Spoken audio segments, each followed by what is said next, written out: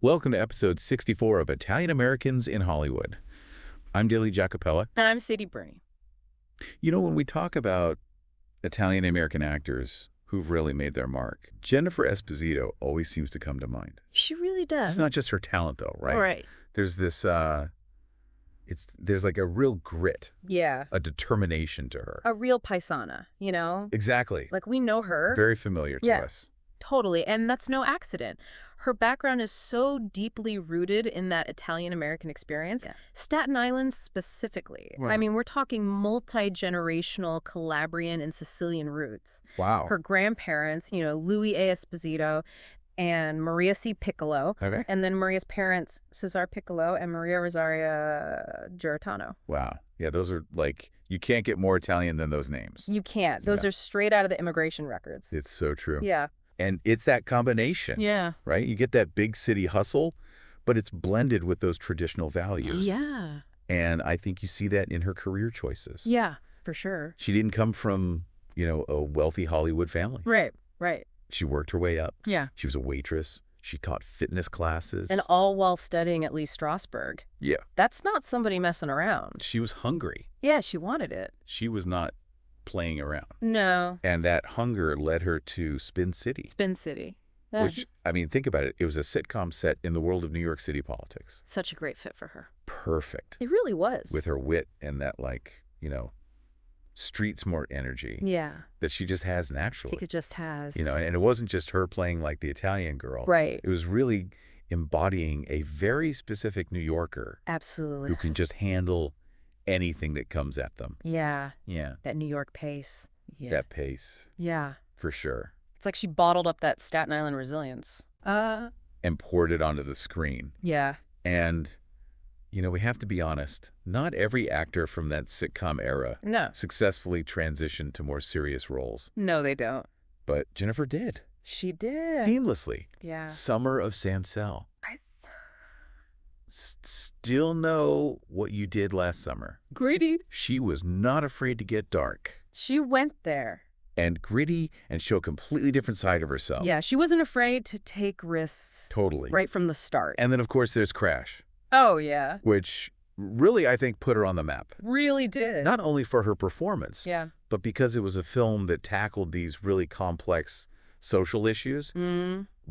Racial tensions, prejudice. Big topics. Big topics. Yeah. And for her to be part of that ensemble cast and win a Screen Actors Guild Award. All right. Like huge. It solidified her as a serious actress. For sure. Someone who is willing to take on those challenging roles. Yeah, absolutely. It's interesting, though, because for all the intensity she brings to the screen, it seems like her personal life has been maybe a little bit rockier. Yeah. I mean, that marriage to Bradley Cooper. Right. Definitely tabloid fodder. Yeah, short-lived.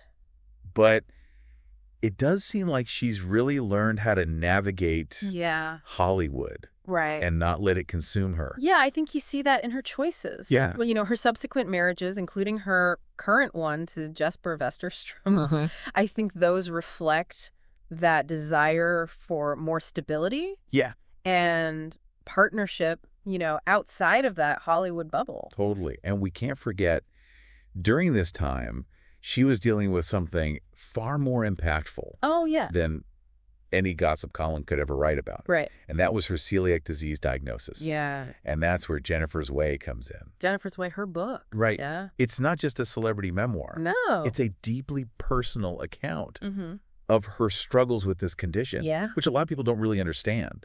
And it really speaks to her character that she didn't just, keep it to herself. She turned it into a platform to help others. Absolutely. And it resonated with people. It became a New York Times bestseller. Wow. And then she opens Jennifer's Way Bakery in New York City, specializing in gluten-free options. That's amazing. I know, right? So it's not even just a book. It's like she created a community for people with celiac disease. Yeah.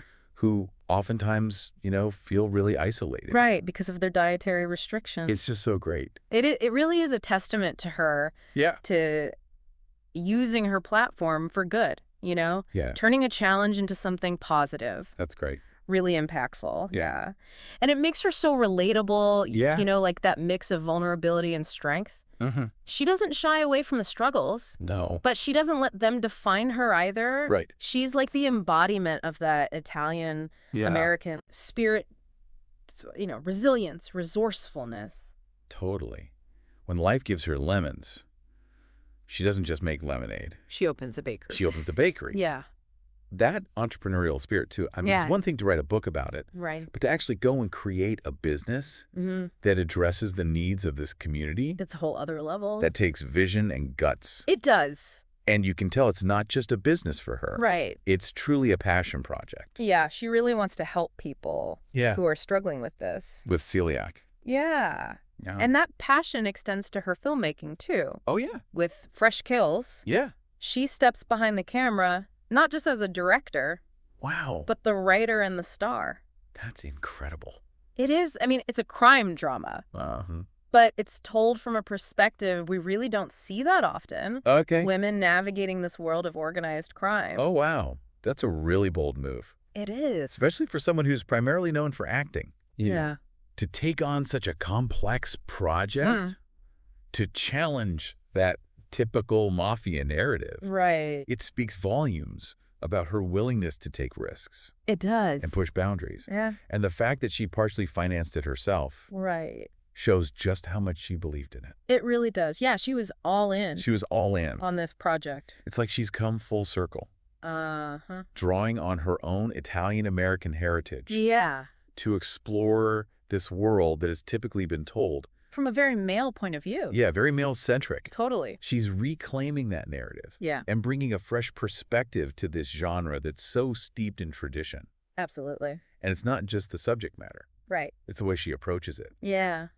She said in interviews that she wanted to create a film that was both visually stunning and emotionally resonant. Yeah, she wanted to hit you on all levels. Yeah. Yeah. Like, not afraid to use her artistic vision to explore that darker side of human nature. Yeah, there's a real rawness to Fresh Kills. Okay. It sets it apart from those typical crime dramas. It's not all about the violence and the power struggles. Right. It's about the personal toll that this lifestyle takes on the characters, especially the women. And I think Jennifer's own experiences really shine through in her role. Yeah. Just that understanding of what it means to navigate such a challenging world with grace and determination.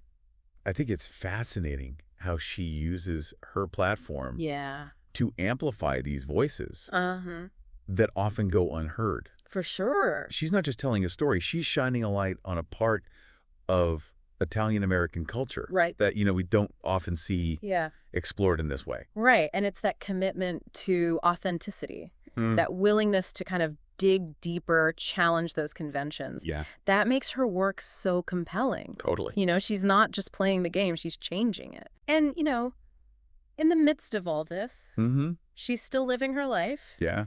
Her marriage to Jesper, a professional windsurfer. Oh, wow. It just seems like it brings such a great balance, that sense of adventure to her life. Yeah. They travel together. They windsurf in amazing locations. That's awesome. I know. It's just so... I love that. It's like a reminder that success isn't just those professional achievements.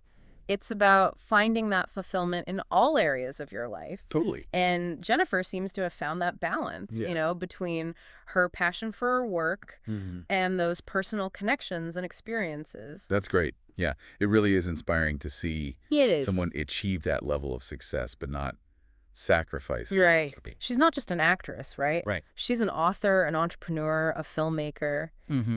And with each new project, she's digging deeper, finding new ways to express herself. It's like she's saying, this is who I am, take it or leave it. Exactly. And it resonates with people, that authenticity in a world where so much feels... Fake. Yeah, manufactured, curated. It's so refreshing. It is. To see someone like that. Yeah, absolutely. And she's done it all while staying true to her roots. Right. That Italian-American. Yeah, her heritage is so important to her. That sense of family, that work ethic, that passion, it all comes through. It does. In everything she does. Please like, subscribe, and turn on notifications. Also check out Jennifer Esposito's book, Jennifer's Way, My Journey with Celiac Disease. It's a New York Times bestseller, link in the video description.